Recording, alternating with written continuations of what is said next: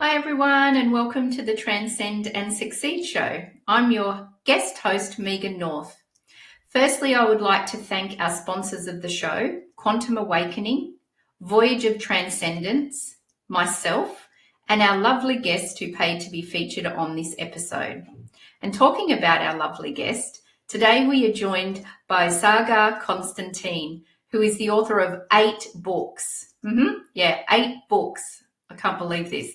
I was in awe when I met Sagar, and I think that we could have chatted for many, many more hours when we were discussing her appearance on the show. So with over 24 years of experience, she is a highly regarded lecturer in Denmark and internationally. Her clientele includes renowned names such as Lego and Fujitsu and many, many more. She's imparted her knowledge on personal development to tens of thousands of eager learners, both domestically and internationally. Her expertise lies in leadership and personal growth, with a focus on teaching topics like emotional intelligence, positive psychology, change, neuroscience, and personal leadership. Sagar has owned several successful businesses, and her latest book, Be Your Own Rock, focuses on how to better deal with change, challenges and difficulties, and how to learn to grow from them. She's led several significant development programs with leaders and companies and designed courses and extensive leadership development educational programs. She is a guest lecturer at Next MBA and is writing a PhD on transformative business leadership. Oh my goodness, there's so much here. Before teaching, she worked as a director at the Danish Broadcasting Corporation. She managed television productions such as Sydney Olympics, the Tour de France bike race, and documentary programs about snipers in Bosnia. Sagar's lectures and teachings are founded on profound insights into what individuals need to fulfill their full potential through awareness and personal transformation. Welcome to the show. Thank you so much for joining us today. Thank you so much for having me on your show, Megan. It's great to be here, and thank you for that amazing introduction. It's so weird sometimes when you hear people talk about you. How does it feel when you hear that? Like, are you in awe of yourself, of all of the amazing things that you've done? You know, it's been a long journey for me, and it's been a long learning curve, steep learning curve as well. So, my life hasn't always been easy. And I just knew from a very early age that I had to look at my own personal development to grow and also develop some of the challenges that I got in my life. So it's nice, sometimes to feel that I have gone through it. Not that I'm not challenged anymore, but I have the tools and awareness to deal with it, and that makes it much, much easier. So yeah. Lovely. And I think sometimes when do you ever feel that you take for granted sometimes all of the amazing achievements that you've had, but then when you hear someone actually tell you what you've done, it gives you a time to reflect?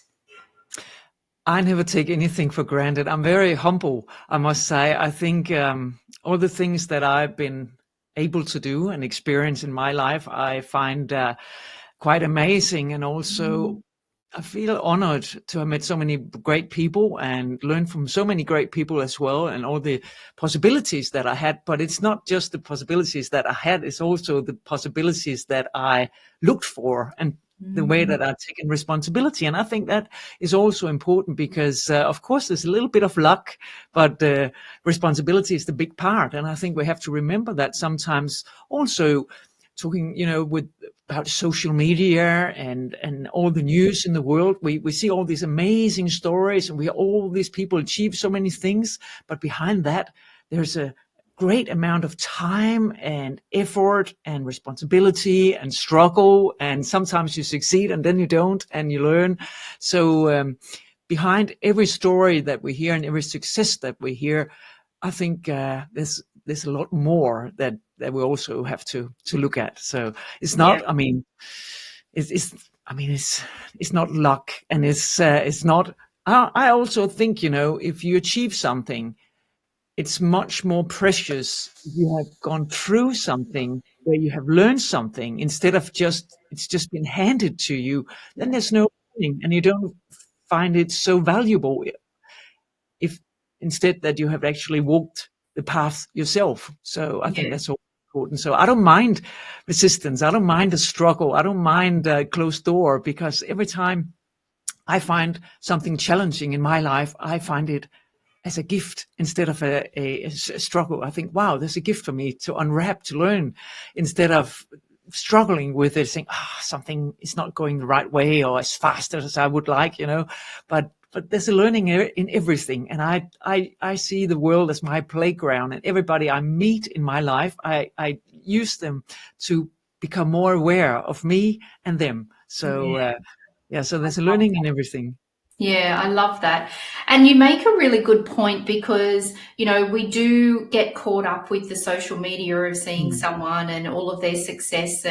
And what I have found is I am so full of gratitude and appreciation when I meet people, particularly in business networking and those sort of things, who actually tell you that, they struggled for the first 5 years of their business, and you start to realize that actually everyone goes through, or mostly everybody goes through that. And it then makes you feel like you're not so alone either, because you start to share your stories and you start to share what worked for you. They share things that worked for them. And I love that conversation then of, I think it's courage, isn't it? It's courage to talk about things.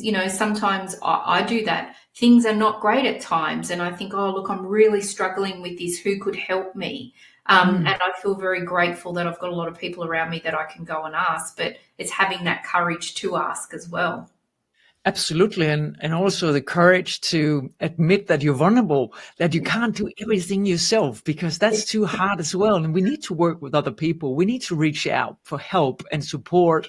So nobody can do it by themselves. I mean, and also I was just thinking, if you win the lottery, the grand prize, whatever, it doesn't really make you happy, because money actually just magnifies whatever is inside already. So if you're not happy, then you won't be happy at all. You'll be even more unhappy if you get a lot of money. So it's much better to win the lottery if you are really happy inside and you feel fulfilled and you appreciate the small things and people, and as you say, are grateful. I think gratitude is one of the most important qualities we can actually bring, because the more grateful you are, the more small things you will actually appreciate, and then you will see the small steps that you're making in your life, but also the things that other people are doing for you, and you'll have a totally different approach to life if you bring gratitude.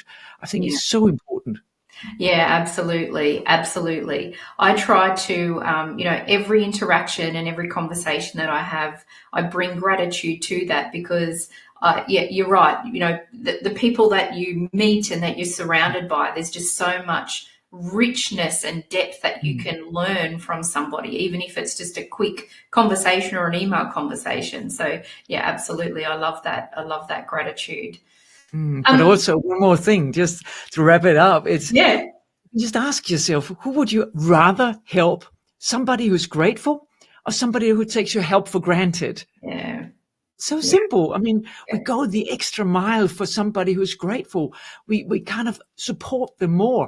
So it's not that you have to do it, force yourself to be grateful, but it's actually a matter of rewiring your brain. So Mm. gratitude actually makes you more positive. It makes you more attractive to positive things and people.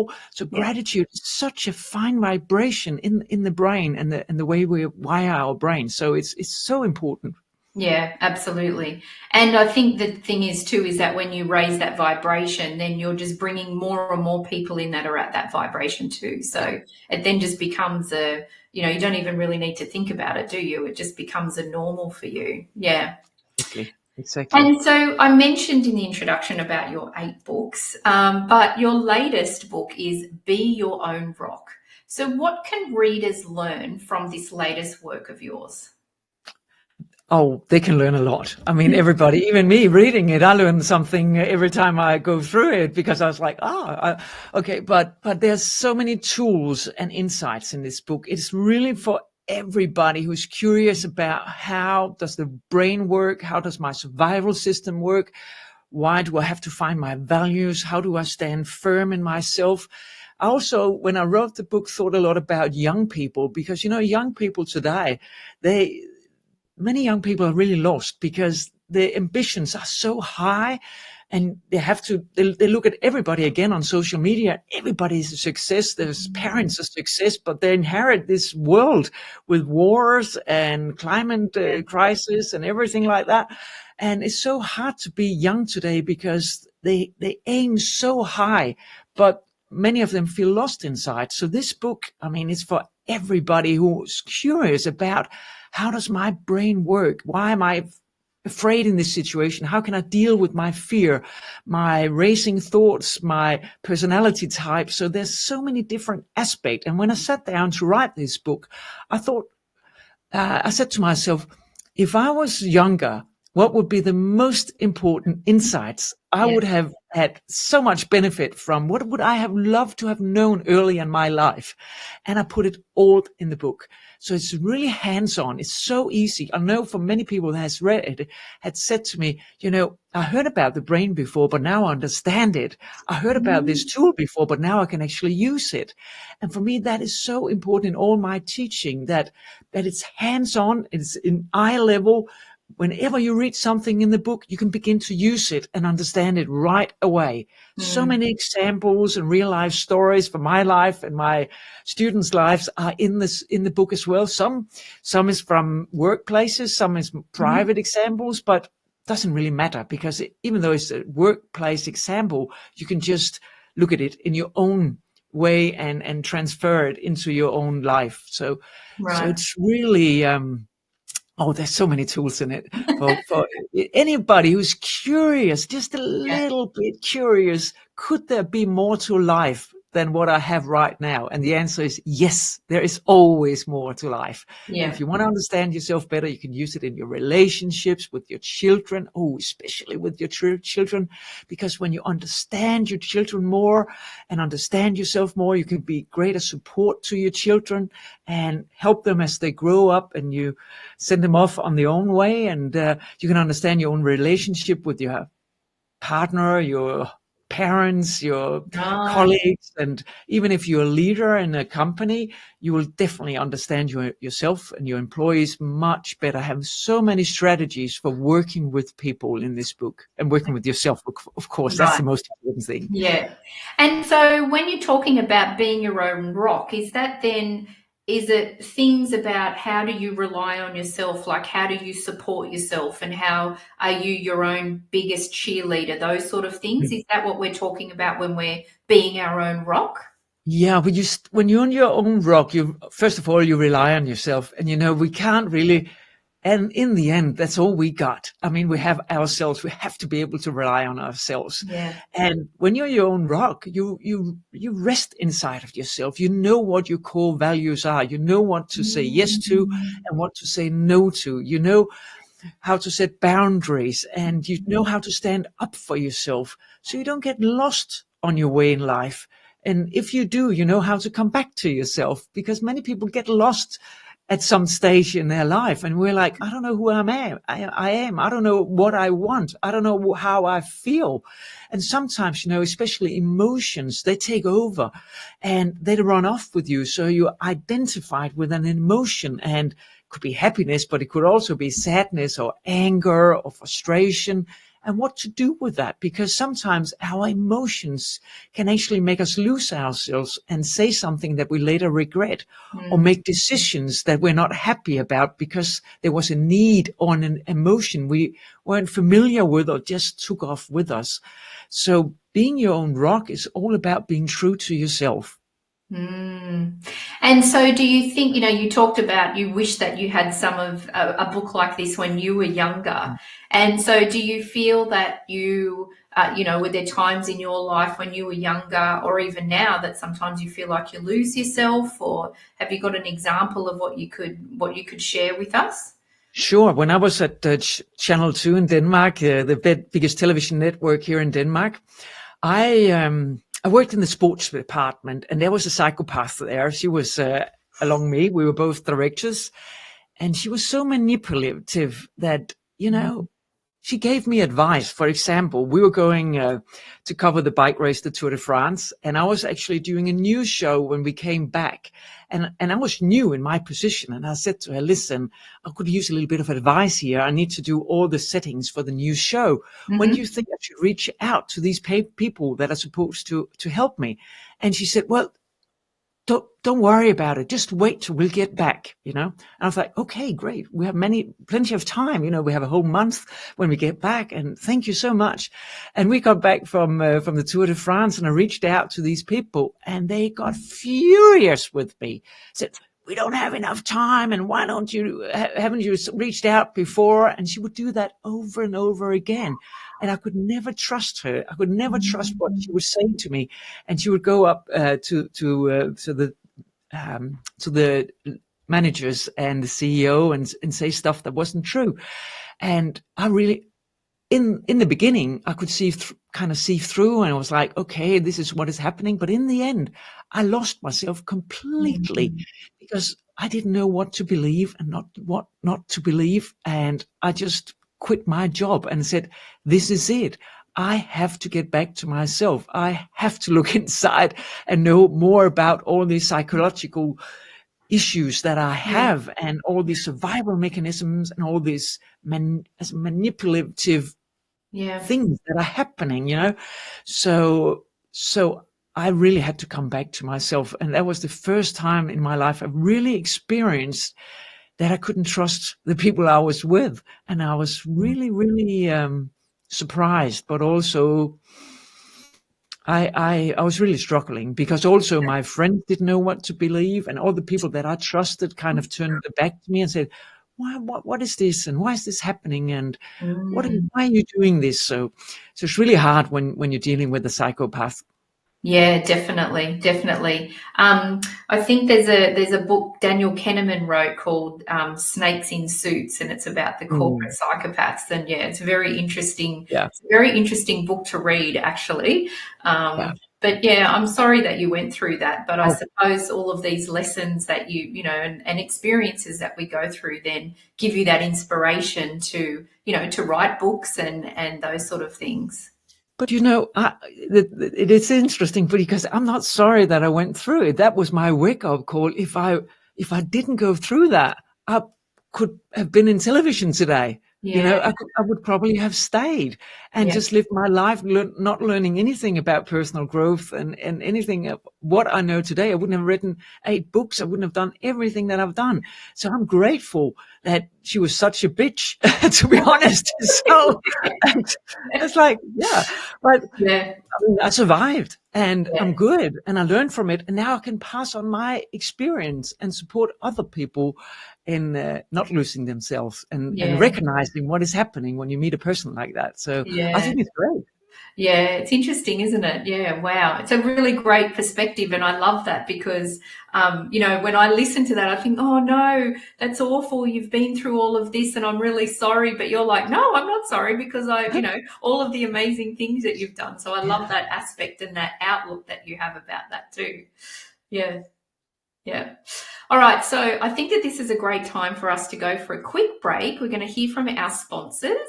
And when we come back, I've got a couple of other things that I'd love to talk to you about being your own rock. And so thank you to all of our sponsors of the show, and we'll hear from them now, and we'll be back in a couple of minutes.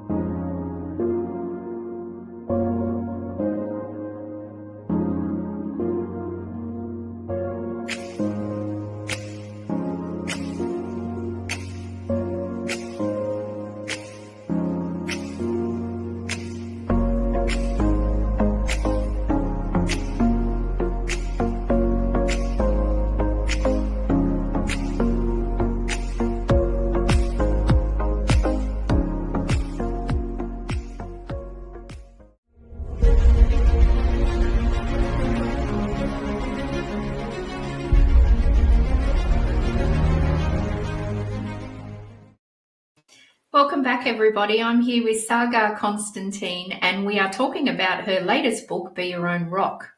And so can you let us know, how can people begin to be their own rock?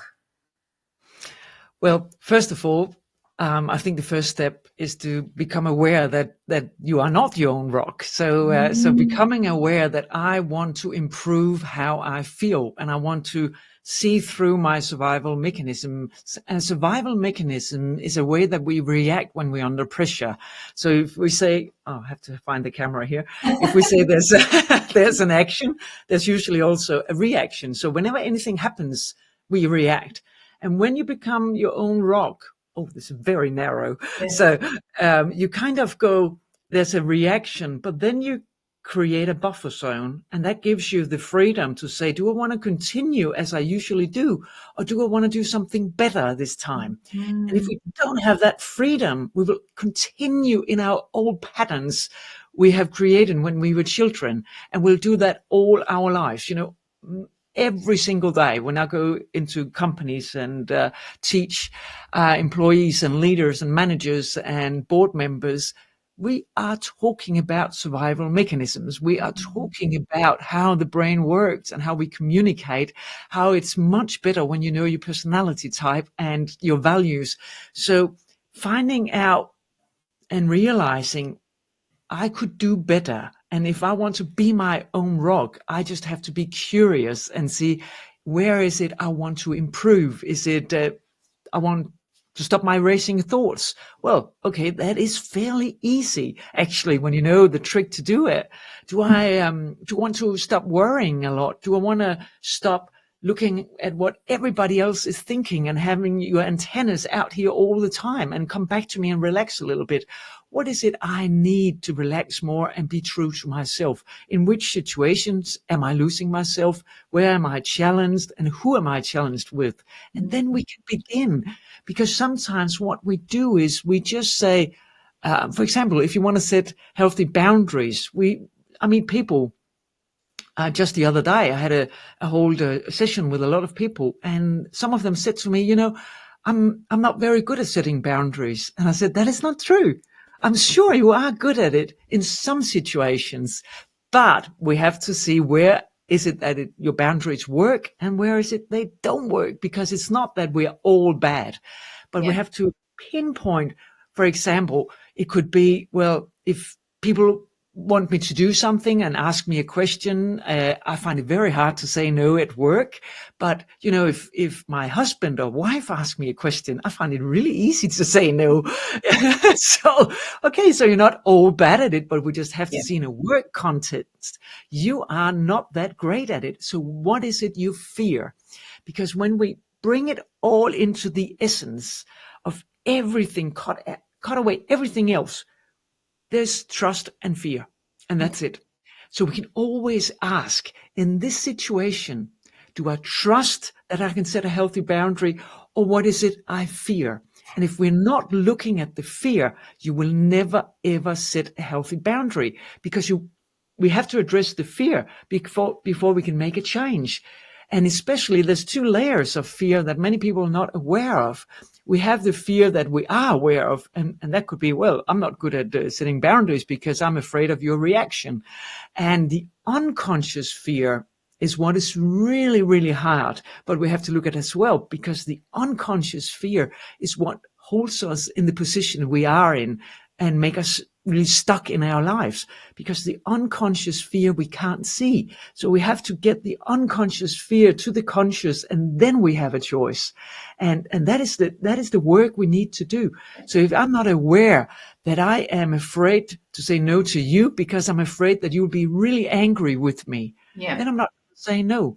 But if I know that, wow, I'm afraid of anger, then I can start to work with it and allow myself to, for example, say, if you're just about to raise your voice, I'll say, Megan, thank you so much, but let's talk later. So I'm setting my boundary. Now I know I can do that, and I can be prepared for the situation. So in that way, you can actually work into the situations that you want to deal with and make a great progress. Wow, that's amazing. And that's really then going into another level, isn't it? Of, well, two things that I picked up is that if we can take a moment before we react to something, even just a breath, that can make complete change to how you respond or react, because you're just stopping, and you're actually then not reacting, you're responding in a way that actually you would prefer. But the other thing I love is that, you're talking about that subconscious, because if we can start to become aware and bring that subconscious to the surface, then we're learning so many things about ourselves. And actually, what I find in those situations is, if I can understand what the subconscious is driving me to react or, think about that way, all of a sudden it clicks with me. I'm like, okay, Exactly. now I completely understand it. It makes sense to me then. I kind of bring this logic into it. And then I think, okay, well, all right, I can now, because I understand it and what the bottom belief is, I suppose, then I can move forward and can actually change the reaction or the response to that. Yeah. Let me give you an example. When I was young, I was, as I think all young people would love to be in a relationship, but I found it really hard to be in a relationship. And I didn't understand, why was it so hard for me to be in a relationship. I would rather just, have one night stands and meet people and take off again. And I was really longing to be in a relationship. And not until I realized that my unconscious fear was being rejected. I was so afraid of being rejected that I wouldn't commit myself in a relationship. And not until I worked with that could I actually be in a relationship. So, these things that we realize when we bring in the light, I usually say awareness is like a torch. You bring in the light and you start to lighten up all these unconscious things that you have inside, and it's not dangerous because it's there anyway. I mean, come on, we're carrying it around anyway, so why not just have a look at it? So it's not like dangerous. It's much easier when you put your torch towards it and you light it up and you can see, oh, that's what you look like. Okay, you're not that dangerous, you're not that big either. I mean, I can actually relate to it now. And when I realized that, it was so much easier for me, because then I could start to work with myself and take small steps of opening up and letting people in. And today it's not an issue at all. It hasn't been for many, many years. So that's just like a tiny example. And we all have, which is also really, I think, funny, because some people say, oh, it must be really hard to work with people. I say, no, it's the easiest thing. We have 7 basic emotions and we all fear the same. We fear not being included. We fear being rejected. We fear that we're not good enough, that we're left out, that we can't deal with the situation, that we will be humiliated. It's the same things we all fear. And when we start to talk about that, it makes it so much easier. Yeah. And that is what I share in the book, because we have to address it, and also I share these emotions in the book, the 7 basic emotions, and also I fold it out and you can see even more emotions than that, but putting words on what is the emotion, what is it exactly that is happening. So it's not just big and dangerous, but it's more like, oh, this is it. Now I can deal with it and pinpoint it. And I also want to just add from what you said before with this, break that you make where you can actually take just a deep breath before you react. In the book, I share a tool that I really like, and it's so simple. And I love simple stuff because it's much easier for us to use when it's simple. And I just call it pause, reflect, zoom out. So whenever there is something that you feel a little bit you're struggling with, or you find yourself reacting really fast, you go pause, and that is breathing. And then you go reflect, what is happening inside of me? Why am I feeling like this? What is happening? What emotion is there? Mm-hmm. And then you zoom out. And if it was the 2 of us, I would just jump on your island and have a look. What is happening on Megan's island? What she's up to? What is her challenge? Why is she talking to me like this? Mm-hmm. What is going on? So in that small break, I just take a breath, I check in with myself, and I check in with you. And then I can make a decision on how to actually move forward. Yeah. And it's so much better because we avoid so many conflicts and we have better communication and better collaboration. Wow, that's amazing. And I actually think that zoom out, I love that, because often when we do that too, even just for ourselves, if you can take a moment to actually look at how you're reacting to something, that also can help to think for you to reflect on, why am I reacting like that? Yeah. Wonderful. That's amazing. Thank you. So many things. I'm sure that the audience will have their pens writing furiously at the moment, I'm sure. I've also put the link. They can listen to it twice. You're allowed to go over it again. Yeah, exactly.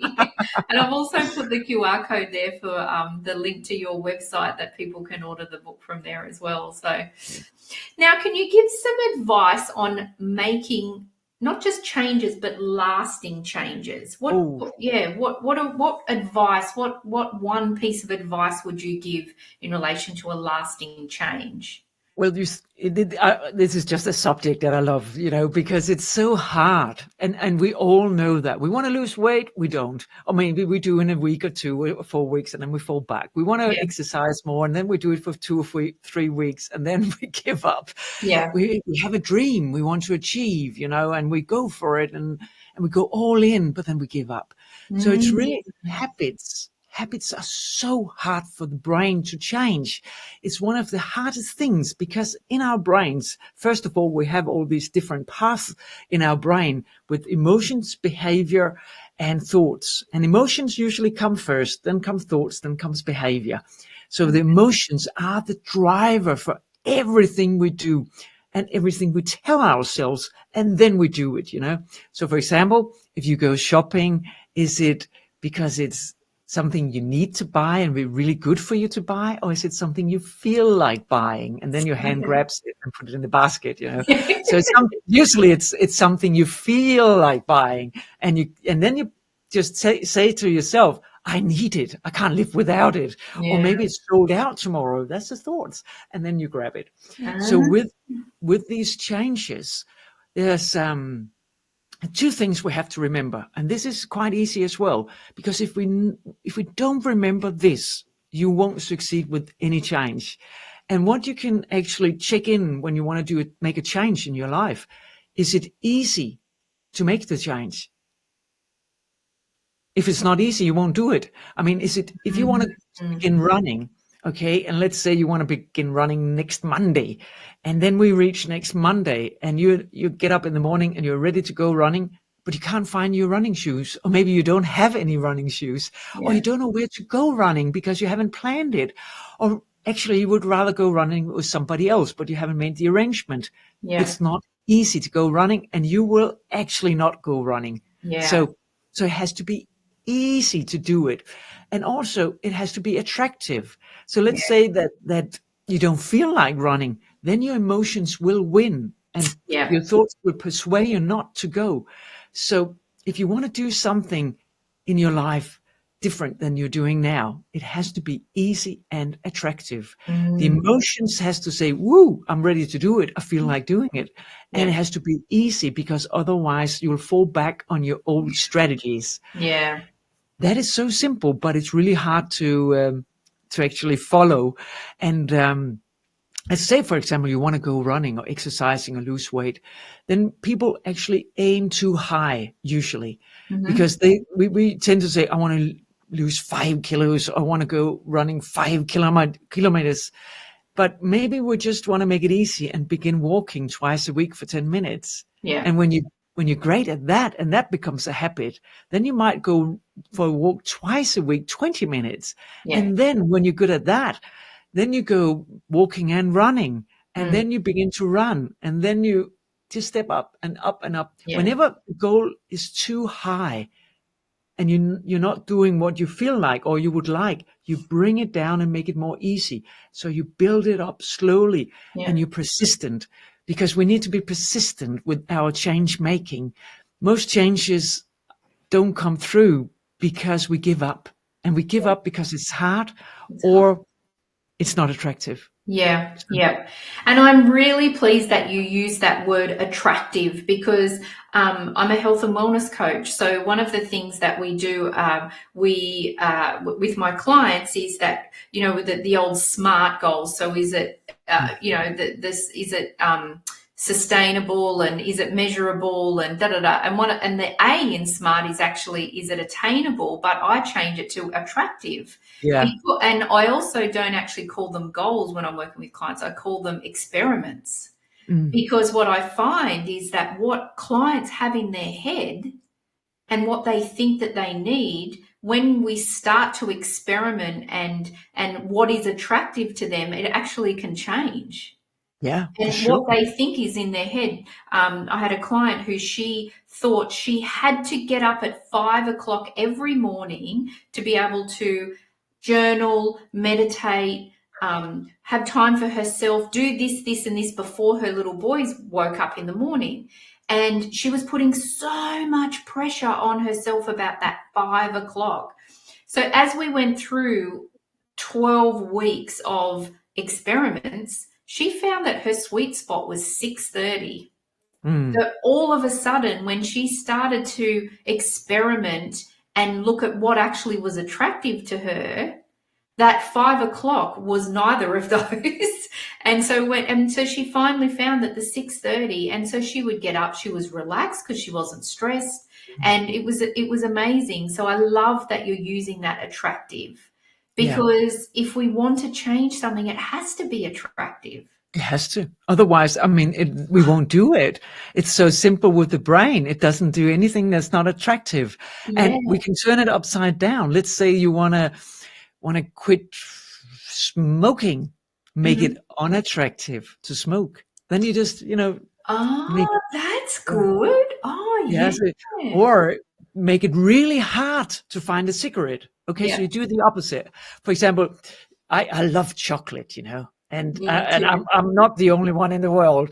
Yeah. And if the chocolate is really easy to get, I will eat it, but it's really hard to get. Then it's, I have to really want this chocolate to get it if it's really hard to get. So I have to think about it, and I can stop myself before I get there and ask myself again, do I really want the chocolate, or would I rather have something else? And the answer is usually, I would actually rather have something else because it makes me feel better. Sometimes I love to have the chocolate, but usually it doesn't make me happy.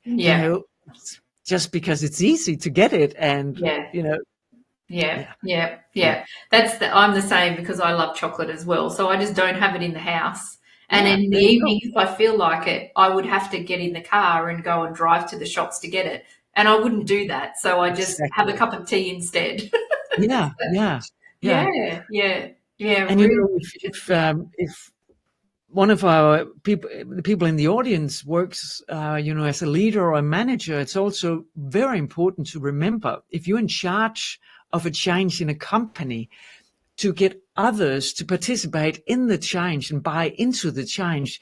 Remember, Mm, when you make it easy, it's easy that we can actually make the change, but it's also important that it's easy to understand what is it the change is about. Why are we making this yeah, change? So it has to be easy to understand and easy to do and attractive. Okay. yeah, And it's the same with your kids. If you're making a change, make sure it's easy for them to understand why are we making this change, easy to do it, and also attractive. yeah, So same with adults and kids, work, private, but we have to remember this because otherwise we will fail. And the more we fail in trying to change something in our lives that we really long for, the more we convince ourselves that, you know, there's no use trying because I won't really succeed anyway. yeah, And if we get there, then we give up. So we have to follow these small steps to mm, succeed, and then celebrate that. Wow, I made it this far, and now I'll do a little bit more and a little bit more. You know, yeah, when I wrote my first novels, I've written 3 novels, spiritual, transformational novels. And that was back in 2006. And I knew that I wanted them translated and published all over the world. And not until 2021, I succeeded in doing that. So, you know, for so many years, I stuck to my dream and held onto it and kept working with it yeah, until the right time was there, till the opening was there. Instead of, you know, I have a mantra in my life that I work with and I use, and it's very simple because I call it easy is right. And that actually means that when things are easy, they're flowing. But you know, mm, whenever I meet a closed door, I don't fight it and say, well, I want to go that way. I mm, just stop and watch. Is there something I should learn now? Is there something else I should do before I can take the next step? So it's like water running down from the mountain. It always finds the easy way. And yeah, if there's a rock, you know, on the way, it doesn't just go, I want to go through here. I want to go this way. It kind of stops and finds a way around. And yeah, I'm not saying give up or give in. I'm saying take responsibility, but watch the fights that you have in your life because, I mean, of course we can learn from it, but we can also lose ourselves from yeah, fighting. And mm, so this easy is right. Even though I wrote these books in 2006, I just, you know, kept working towards my goal at having them published all over the world. And I'm yeah, still working with these books, you know, and I still, you know, do promotions for them. And it's just nice when you slowly get there because you know you've been true to yourself the whole way and you learned a lot on your way there. But we have to be persistent because we don't know the timing of the universe. We yeah, don't know what is going to happen, when it's going to happen, you know. yeah, So the more we are true to ourselves, the easier it is to stand in the very moment and ask yourself, what what is my truth right now? How yeah, can I be more true to myself? And then it doesn't really matter what is happening around you as long as you don't lose yourself. I lose think yourself. that is really the most important thing. Yeah, yeah, that's beautiful. That's really lovely. And you're right, because, we talk about from a spiritual point of view, divine timing and all of that sort of Mm. thing. And we don't really ever know what our divine timing is. You've just got to trust, and keep working and chipping away and doing what you want to do. But yes, staying true to yourself and being heart led and in you, Mm. trusting in you, I think is really important. Yeah, that's Yeah. beautiful. So, yeah, you go. Yeah. No, I was just going to say, and also with the example you gave with your client, she was fighting. I mean, she was Yeah. fighting the rock, getting up early in the morning. She was not in the flow. It Yeah. wasn't easy. It Yeah. was a fight. And when she made it easy, the flow came back and she was happy with her child and herself and the whole, journey. So for me, easy is always right. It's Yeah. always right. And Yeah. we just have to be aware of it. And Yeah. it's good when you get to recognize, is this easy? Am I fighting? Do I want this fight? You can have a choice. I mean, I'm not saying fighting is wrong, but just be aware. Am I fighting now? Because then I'm going to lose myself. Or is there another way that I can actually be true to myself and stay connected? Yeah, that's beautiful. Beautiful. Yeah. Yeah. Yeah, really. Oh, I've got so many other things in my mind now. I wish we had another Sorry. 2 hours. So when you go into a company and you work with employees and leaders and teams, what are the most important things that you teach and share with them? Oh, that's a big question. I think, I mean, overall, it's awareness of their own situation, of their own patterns and how they work together. I have one tool that I teach a lot, and that is learning how to work with your brain and rewire it more positive. Because, I think in a lot of the companies I go to, it doesn't matter if it's Denmark or abroad, there's a lot of negativity and a lot of people that are not that happy going to work. And I think, we are there. So we should really make the most of it. There's so many hours that we work. So Yeah. it's very important that we feel good when we go to work and we're happy and we're thriving and we're working together. We're sharing knowledge and we're working as a team. So I have this tool and I can just bring it really down to explain it in a simple way that you have all the negative path in your brain and you have positive path in your brain. And you can actually, in every single moment, you can choose between where do you want to go. But the more negative paths I have in my brain, the easier it is to be negative. So I can actually train my brain to have more positive pathways in my brain. And the way I do it is actually back to what we talked about earlier, gratitude, positivity. So the more gratitude I have, the more grateful I am and the more positive I am in every situation, the more positive pathways I will have in my brain.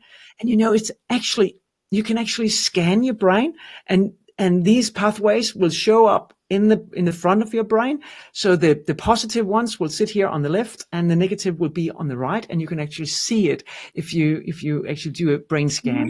It's Really? quite amazing, yeah. And you can see the Wow. difference in 2 weeks if you start to switch your focus and for example, whenever, I always say to people, there's always both, I mean, you can go into a meeting. Let's say you go into a meeting and you don't have time and there wasn't an agenda and you're upset, but you can also switch your focus and say, I want to be curious. And maybe the other person didn't have time. So I'm going to go into this meeting and I'm going to be positive and curious. But you could also go into the meeting and be really upset, but you have a choice. And the more pathways you have on the positive side, the easier it is to go in positive and make this shift from negative to positive. But you have to be aware. So there's many things where you can actually, you have the choice in every single situation. Do you want to go negative? Do you want to go positive? Yeah. And I'm not saying one is better than the other. I'm just saying you have a choice. Yeah. And on the positive side, we have much higher life quality. We're much better working together. We're much more grateful. We're much more positive, and we dare to take responsibility and trust. And on the negative side, we fear a lot. We work in what are called silos. I just, I work with myself. I don't share knowledge, and I'm really isolating myself. And I take a lot of things for granted on the negative side. And I don't at meetings, I don't participate really because I'm a little bit scared, of other people's reaction, and I hold on to my knowledge and I look back towards the past instead of looking to the future. So there's many things you can see when people go on the negative side instead of the positive. you can actually make a shift. And I use this tool a lot in companies. It's so good to actually to become aware of this. And actually, on my website, there's a poster. It's a draw poster, and people can just go and download it. And you can actually see the difference from the positive side and the negative side. Wow. It's really nice because, many people use the poster and they put it up on the fridge or at work or whatever. And whenever you look at the poster, you remind yourself, I have a choice in every single situation. And the more I work with my positive pathways in the brain, the more I will get, and the easier it will be in the future. And you can do this with children as well, down to the age of 3 years old. And it's so simple. When you eat dinner together, you just ask everybody at the table to mention something they have experienced during the day that is positive. And then we begin to build these pathways in our brain. It'll be easier to pick the positive side instead of the negative side. Yeah. And that is how you build it up in children and young adults, and you get higher self-esteem. It will be easier when you're going to work with other people, make relationships, and go through college, university. Everything like that will be so much easier. Also, your brain would be more ready for change because you have the ability to make changes with these positive pathways in your brain. So it's really advanced brain science here, but just in a simple way that everybody can use it. So. And I read somewhere a long time ago that because our brain is actually wired from years ago from that fight or flight mode. So Exactly. That's why we naturally, you go to the negative, because it's a survival response. And so that's why we then need to train it to go to the positive. But once you've kind of I know I've trained my brain, when I have to do my gratitude at night, I've got 1,000 things that I want to be grateful for. I'm like, my husband and I do what are the 3 things? And I'm thinking, oh my gosh, I've got so many. Yeah, but that's because you've done the work. I met a guy in the company once, and I said to him, until we meet next time, write down one thing every single day that you're positive about or grateful for. And we met again 2 weeks later, and I said, did you write anything down? And he said, I couldn't find anything. I said, in 2 weeks, you couldn't find anything? Really? And he said, no, I couldn't find anything. I was like, but that's how some people live their lives. But the great thing is we have the ability and we have the power to change it. We can rewire our brains. Our brains are flexible and they can be changed anytime. We can just, change the shape of our brain. And within 2 weeks, you can feel a difference when you do this work. Shift your focus. Yeah. Love it. Now, can you believe that we've only got a couple of minutes left? I'm a bit shocked myself, actually. So I'm going to ask you the same question that I ask all my guests before we finish our conversation. So what is your favorite quote and why is it important to you? My favorite quote is, it's not until you become aware that you have a real choice. Beautiful.